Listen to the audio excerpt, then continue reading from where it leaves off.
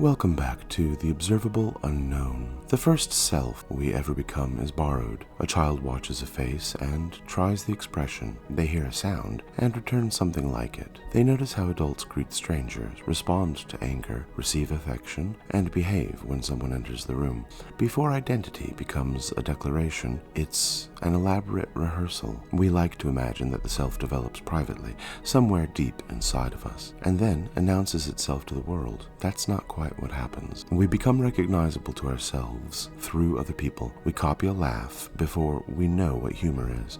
We borrow a cadence before we understand personality. We learn which emotions may be shown, which desires receive approval, and which version of ourselves seems most likely to remain loved. Much of this happens before we possess the language to call any of it imitation. We don't begin by inventing ourselves. We begin by studying what a person appears to be. The previous interludes have followed the structures we receive before choice becomes fully conscious. Inheritance gives us a world. Lineage gives us recurring patterns. Language gives us names. Myth gives us stories. Ritual gives those stories a body, and belonging tells us where we may safely stand. Imitation teaches us how to move once we're inside the room. At the University of Washington, developmental psychologist Andrew Meltzoff spent decades studying imitation, infant development, and the earliest foundations of social understanding. His early research with M. Keith Moore, beginning in the late 1970s, helped place infant imitation near the center of debates about how babies connect what they see another person doing with what they can do through their own bodies. Some of the earliest claims concerning newborn imitation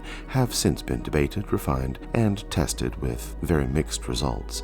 That scientific argument is an important one, yet the larger insight remains difficult to dismiss. Infants learn about themselves by watching other human beings. They see a gesture, they attempt it, they observe the response. Through that exchange, the child begins discovering that the body across the room and the body inhabited from within belong to the same general kind of creature. You move, I can move. You make a sound, I can answer. You act on the world, perhaps I can act on it too. Meltzoff later described this as part of a like-me understanding. The child doesn't begin with a mature theory of other minds. The child begins with correspondence. Your movement resembles something my body can do. Your expression resembles something I can feel. Your attention teaches mine where to go. Imitation is one of the first bridges between self and other. It's also one of the first tools through which culture enters the body.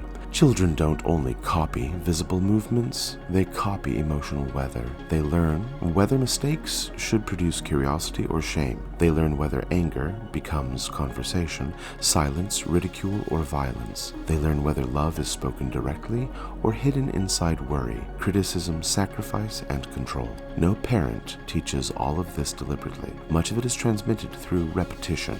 A child notices what the adults around them do when frightened, embarrassed, disappointed, admired, or contradicted. Then, years later, the child becomes an adult and calls the repetition personality. That doesn't make the personality fraudulent, it makes the personality historical. René Girard carried imitation into more dangerous territory.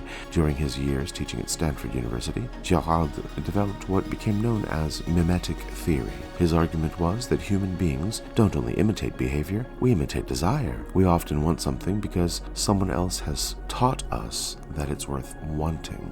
A profession, a partner, a title, a body, a house, a spiritual identity, a form of prestige, an idea of success. The object may appear to call us directly, yet another person's attention may have made it luminous first. We don't only copy what people do, we copy what they notice. Girard said that this creates a peculiar danger. The person who teaches us what to desire may become our rival once we pursue it. The model becomes an obstacle. Admiration becomes competition. Two people may believe they're fighting over an object, when the real force lies in the triangular relationship between the desirer, the model, and the thing desired. The object hasn't changed, but the relationship has. This is where imitation begins producing story. In my latest book, The Secret Scaffolding of Story, Narrative Architecture and the Strange Machinery Behind Every Tale, I begin with a distinction.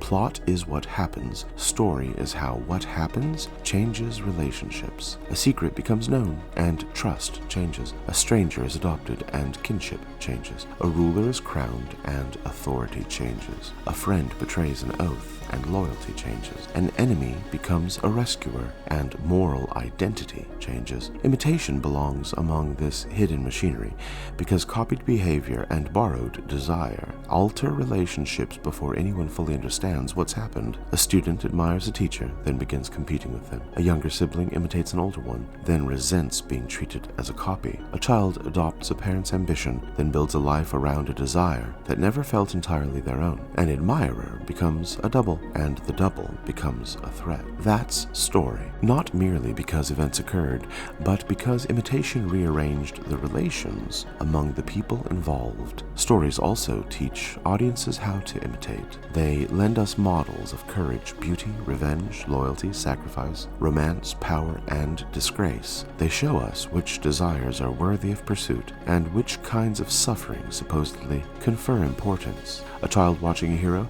doesn't only learn what the hero did, the child learns what deserves admiration. An adult watching a love story doesn't only follow whether two people unite, the adult absorbs an idea about what love should feel like and how much pain it should justify, and what must be surrendered to prove it. A tragedy may teach us to recognize pride. A comedy may teach us which pretensions deserve ridicule. A family story may teach one child to become the rescuer and another to become the disappointment. Narrative doesn't simply entertain identity, it rehearses identity. That's part of the strange machinery behind every tale.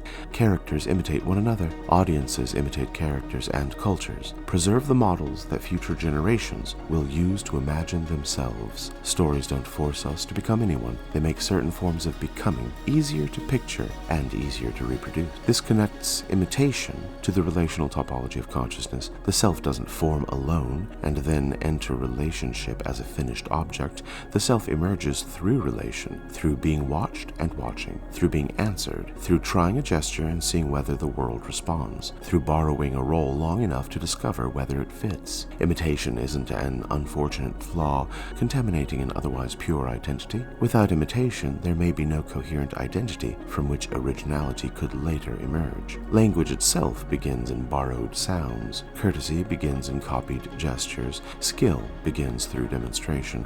Art begins with influence. Even rebellion often begins by imitating someone who showed us that refusal was possible. The question isn't whether we imitate, the question is whether we ever notice our models. Who taught you what success should look like? Whose attention made a particular life seem desirable? Whose contempt taught you what to hide? Whose suffering became your picture of love? Which character, parent, teacher, rival, lover, leader, or stranger gave you a role that you're still performing today?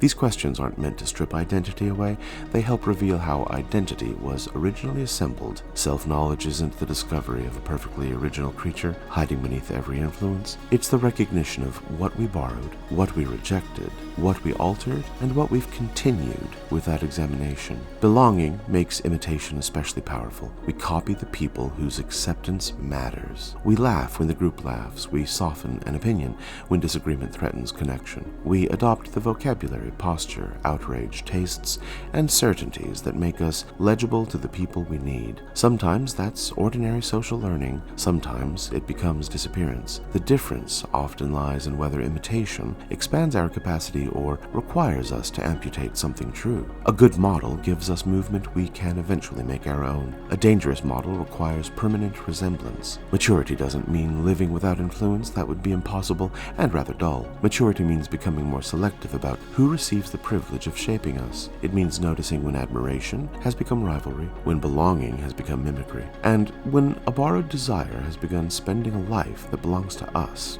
Much of what we call identity began as imitation. That doesn't make identity false. It makes identity relational. The first draft may have been copied from the people around us, but a first draft isn't a final sentence. Imitation gives us a beginning. Reflection allows revision, and perhaps freedom begins when we can finally see the model standing behind the mirror, thank them for what they taught us, and decide what kind of person will step away. If this interlude caused you to reconsider the gestures, desires, roles, or stories you may have mistaken taken for entirely your own, make that known. Leave a rating or a review, not for recognition, for signal, so someone living inside a borrowed performance may finally recognize that imitation was the beginning of identity, not its final form.